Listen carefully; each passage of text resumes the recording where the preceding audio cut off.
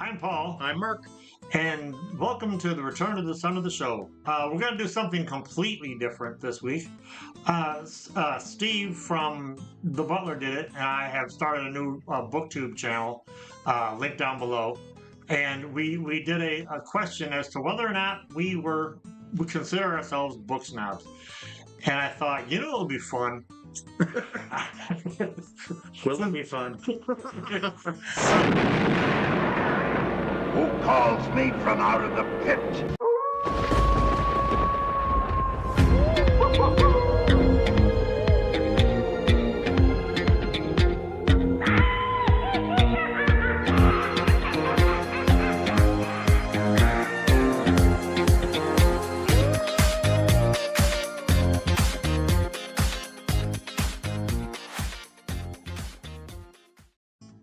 I see you have many leather-bound books, and your house smells of rich mahogany. Yes. How many times have you read Moby Dick? 3 total, and once on tape. Once on tape. Listened to once on tape, but 3 times. Okay, and it's safe to say you know a thing or two about Shakespeare. Yeah, a little bit. Here's where Mark went to. We went to Stratford. It was wonderful. Yes. He's got his little Shakespeare bust. Yeah, sure do. Yeah. Yeah. Okay. Got my Hamlet shirt on. Yeah, you got your Hamlet shirt on. So, knowing all this, would you call yourself a book snob? It's funny that you bring this up today. Not about books, but I was thinking about music earlier. There are people in my office. They were playing their music, and at one point they left for a while, so I had to put on my music to drown out their music.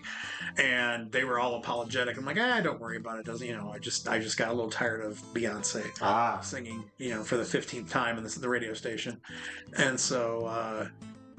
So I think in some ways I would be seen as a music snob, but book snob, I would probably say I would appear to be a book snob.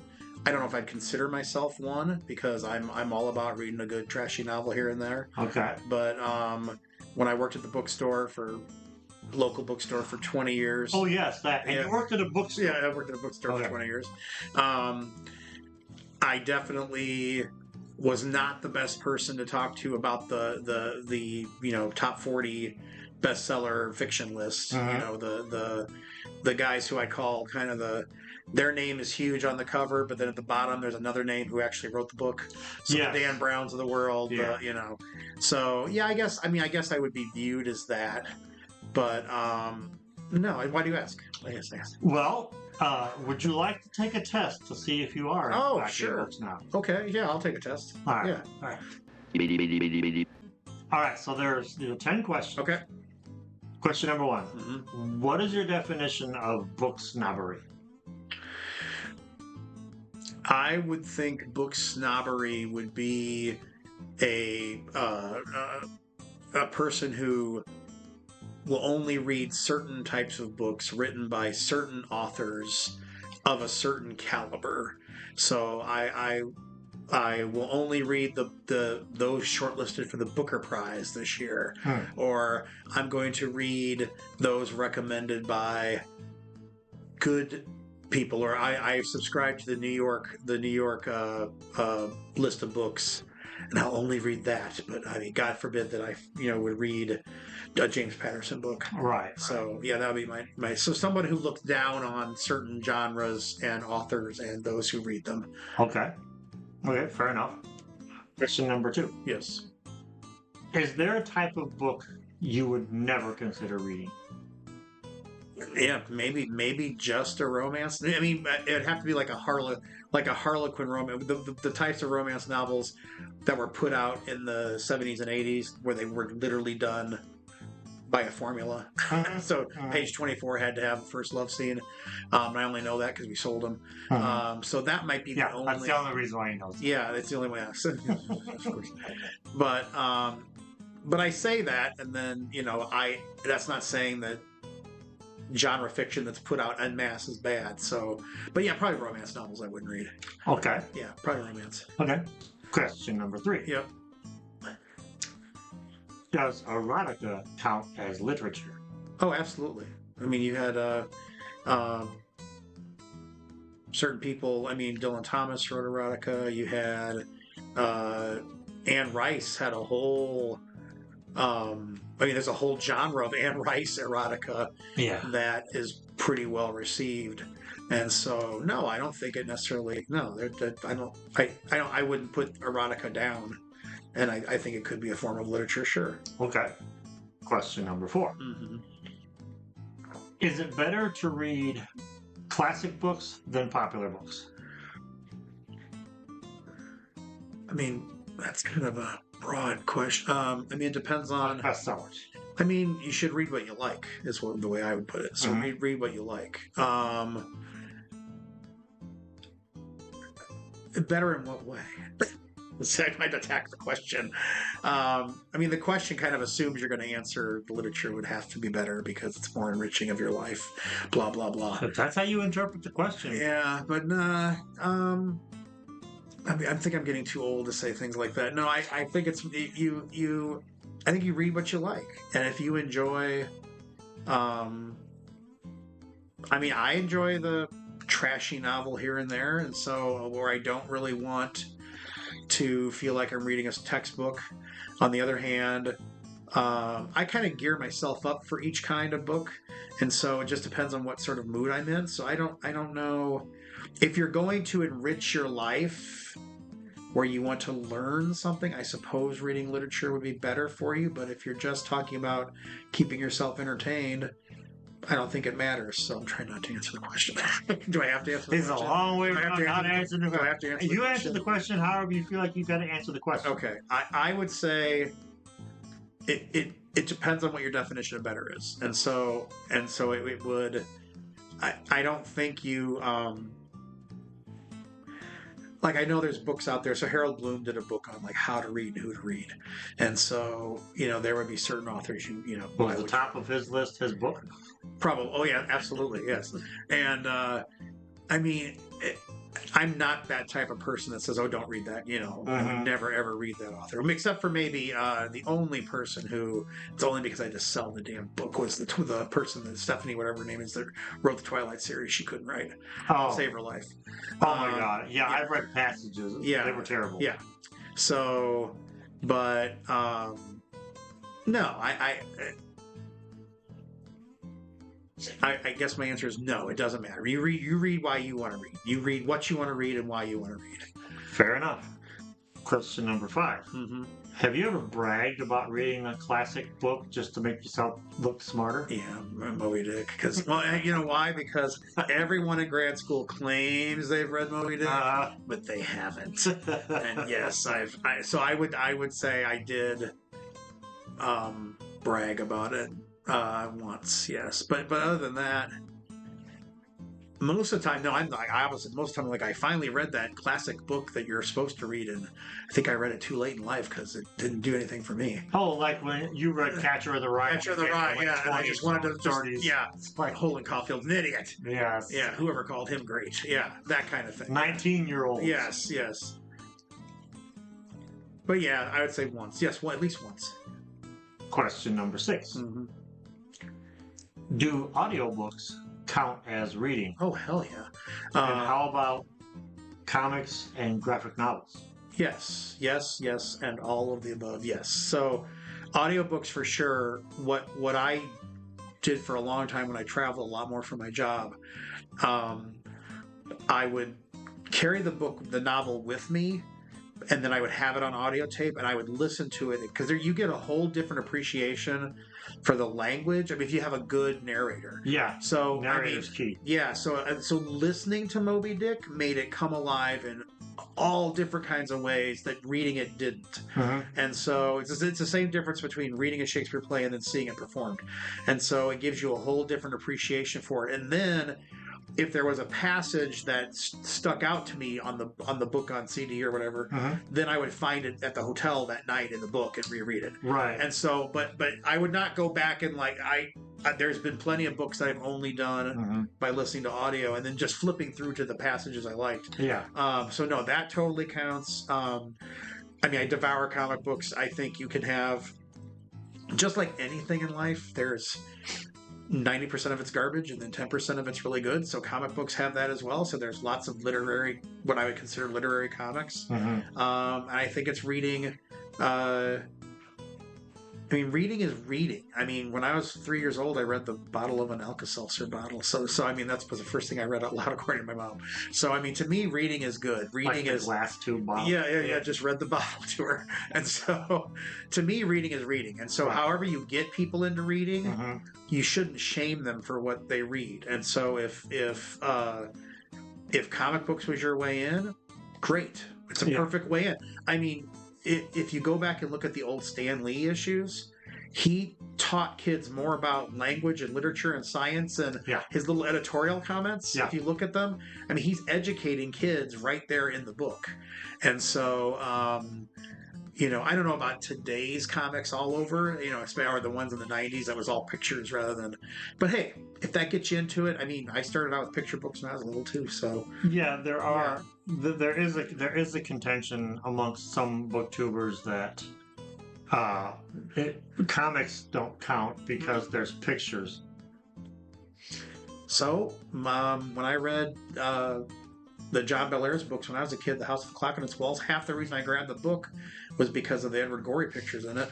And so, I mean, to me, it just adds to the story. Mm-hmm. Or even contrasting it. There were plenty of versions of Tolkien's books where I didn't think the art for me represented the way I thought, Aragorn should look in my head, but it gave me something to think about. So no, that's ridiculous. I saw a Hobbit graphic novel because it was a done-in-one. We're not going to go into the difference between comics and graphic novels, but I saw one the other day that they were trying to capture the Ralph Bakshi look. Okay. And it didn't work for me because I don't want to see the Hobbit like Ralph Bakshi. I want to see the Hobbit like Rankin and Bass. Right, exactly. Yeah, I got you. Exactly. So, no, I would say to me, that would be ultimate snobbery, would be to say that you can't even say you're reading. So that's ridiculous. Yeah, so perhaps book snobbery, your definition of book snobbery is comics aren't reading. You don't think comics are reading. That's definitely would be a sign of snobbery, yeah. Wow. Okay. I suppose it's too, for me, the snobbery is, do you keep it to yourself? Or are you, like, vocally, publicly putting people down who... Like, to me, there's a difference between, in my head, going, there's no way in hell I'm going to read that, or no way in hell I'm going to watch that, versus, you people who read that and watch that are idiots. That to me, is like crossing the line. That's... Look down your nose. And judge what you're reading, yes. So, yeah, that's ridiculous. Question number 7. Mm-hmm. Have you ever looked down on someone for reading a fluff book? No. No. No. Not that I can think of. I think it's good that people read. I think it's sad that we live in a country. I mean, I'm one of them now who you read less and less every year because you're too busy watching videos. So, and making them. Yes. And so, no. I mean, no, not at all. There's, and it depends on what is fluff. I mean, how do you define fluff? And so, what somebody might consider fluff. Somebody might take a look at, you're reading a Chuck Palahniuk book. Well, that's just trash. He just is out there to, shock people, which by the way is true. It's like the 10th novel, and all he does is shock people. But anyway, that's a whole other story. Mm-hmm. But I'm not going to look down on people for reading that. Now, I will admit, in grad school, I did have an ongoing joke with one of the people I went to grad school with that I hadn't read a lot of female writers. And so she bought me, for my birthday and Christmas, all women authors. So, because she said, trust me, this is good writing. And so I had been more male-centric in my reading. So one might say I was elitist then for that, because I hadn't read a lot of women authors. But now I have. I waited in line to meet Margaret Atwood, for God's sake. So, It's fun answering these questions at our age, looking back on how we were 20, 30 years ago. It kind of it makes you... asking a younger person, not to sound ageist, but asking a younger person these questions, Yeah. Just to look down on them, Yeah. you know, it's kind of ageist, but yeah, it's fun To think about it. Yeah. Like if you think about who you were when you were Right. 25 versus 55, Yeah. it's night and day. Yes, it is. Yes. All right, moving on to question number 8. Mm-hmm. Have you ever been the recipient of someone's snobbery? Yeah, I would think that I would, because I think, again, in grad school, everyone, we were all in our 20s and 30s, and so everyone's running around with a chip on their shoulder, know-it-all. Mm-hmm. And so I think, like, if I were caught reading, I think one time I was in the library for the schools, and I had a Doctor Who book in my hand, and somebody was like, "Shouldn't you be reading, our assigned literature for the week?" And I'm like, "No, I'm tired of reading it. I'm going to read Doctor Who and the Silurians. So Yes. sorry." I want to read something that just kind of yeah, takes me away. it's a palate cleanser. Yeah, so it was more of like, you should only be reading that which advances your career. You should only be, reading the classics because if you want to write. And so, Right. no, yeah. So I have been shamed before. Yes. Yeah. Sad. Yeah. I still read the book anyway. Question number 9. Yes. Would you ever be friends with a book snob? I'm sure I have. Because I'm friends with plenty of people who are music snobs, plenty of people who are movie gatekeepers, movie snobs. I have a really good friend who, so this is not books, but so he's definitely a movie snob. So he'll talk about the movies he's watched I haven't talked to him in a while, but he talked about the movies he's watched, and then he caught me talking with someone about watching some kung fu movies, and he's like, "How can you?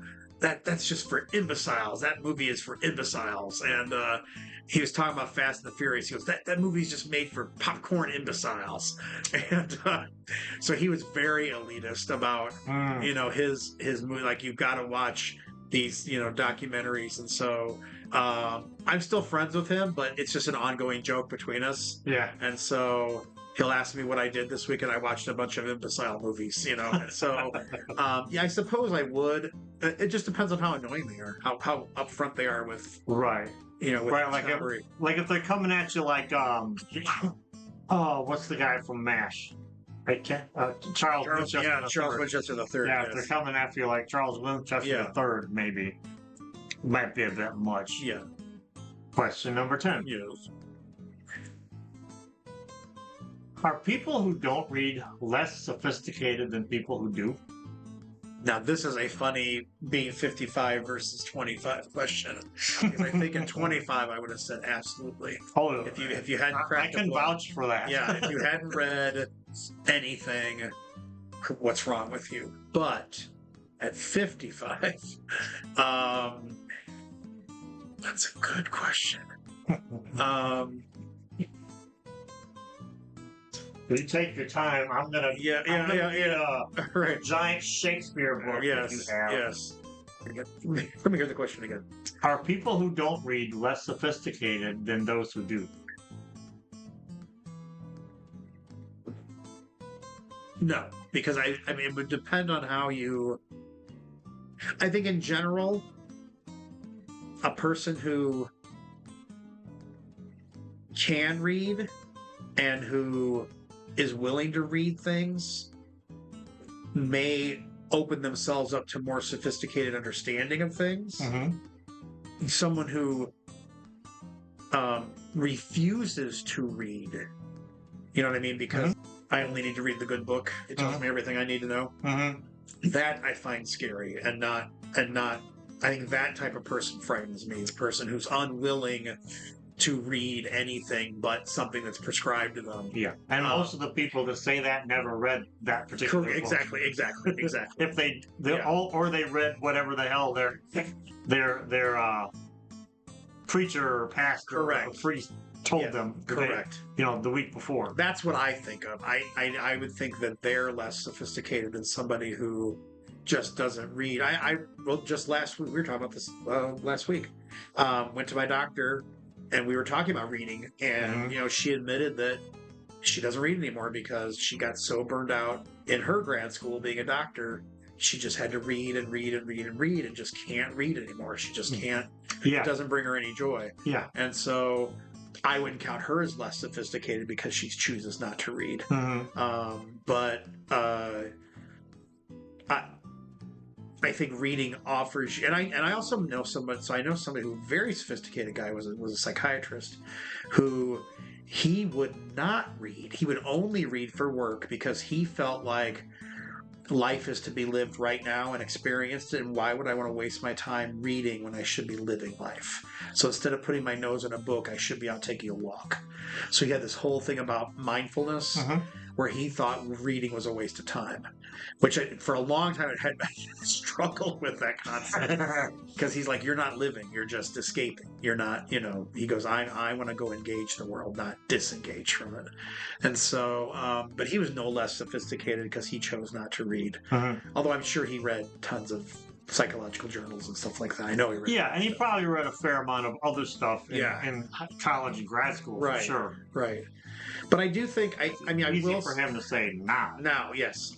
I will say that I think people who do read regularly, I don't know about sophisticated, but they're more open, I think. People who tend to read, like, the wider their scope of reading, the wider their opinion, they've read other people's opinions, they've read, they're more open to others.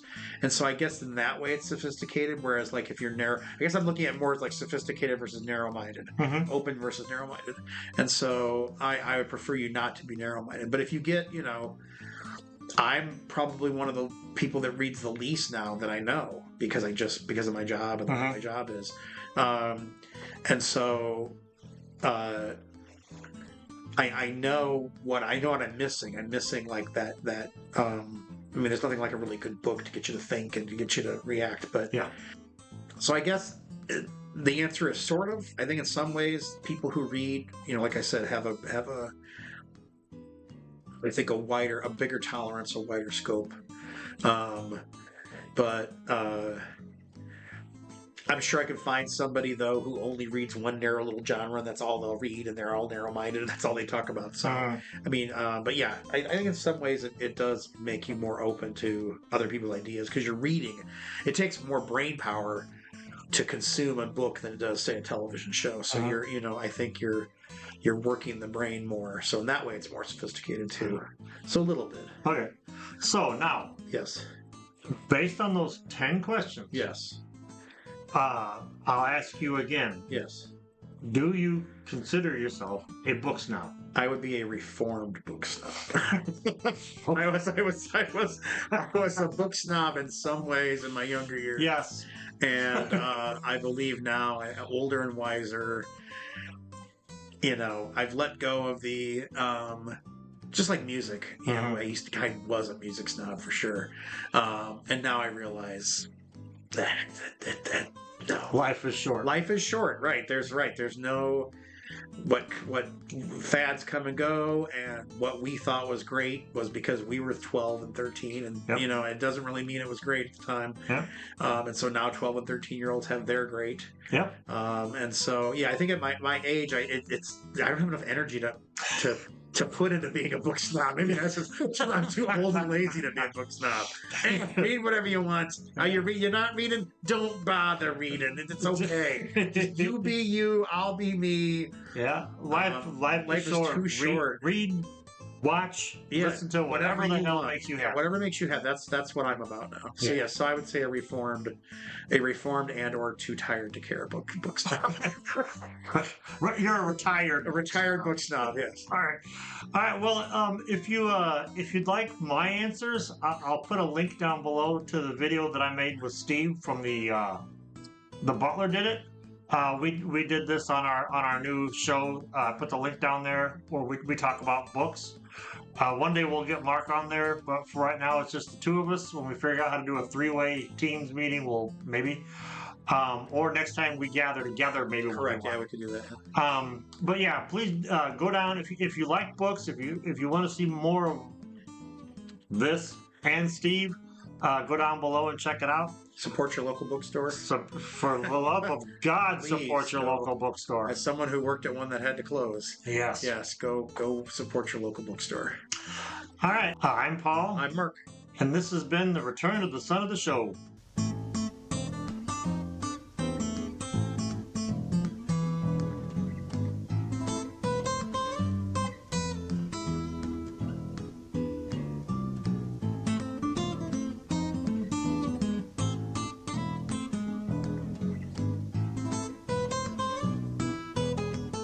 I shaved last night before I went to bed, and I got up at 4 o'clock to take a piss and walked to the bathroom and spooked myself. I forgot I did it. Right.